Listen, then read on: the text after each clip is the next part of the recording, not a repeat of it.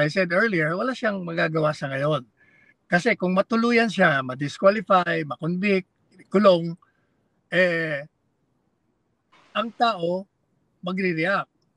Kung ang reaction is not such in a magnitude that will overthrow the present power, ang mangyayari niyan, itutuloy mo ang eleksyon. Ang problema ngayon, sino ang itatakbo mo? Meron na ako sagot dyan. Nag-uusap na kami ng Presidente. Yan. Oh. Pinakulong yan, ang patatakbuhin namin, si Robin Padilla. Pag si Robin Padilla, game over. Pareho rin. Sara, game over din yan.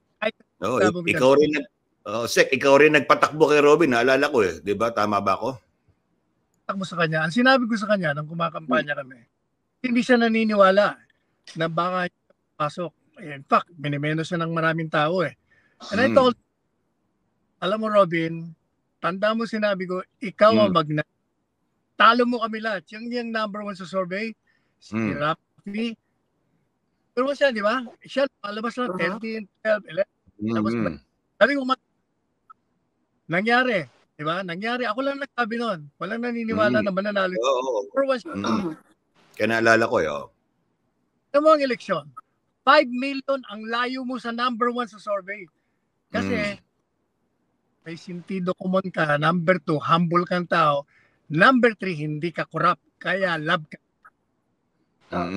So, yun pala. Have you spoken to Senator Robin Padilla about that? Kasi sabi, Back when I was having my TikTok, I think 4 nights ago, pumasok siya. Pumasok. So I told him, nag-TikTok ako, Senator Robin. So, hindi ka naririnig, hindi rin makikita mukha mo, pero sasabihin ko na sa'yo ang napag-usapan namin ni Presidente. So, naririnig ko siya. Inuulit ko naman para malaman ng mga nanonood sa akin. Speechless. Sabi ko, ihanda mo na sarili mo. Kasi pag yan ang nangyari, ikaw ang ilalaban namin. Nag-usap na kami ni Presidente and he agrees with me na ikaw talaga ang pwedeng pumalit kay Inday Sara.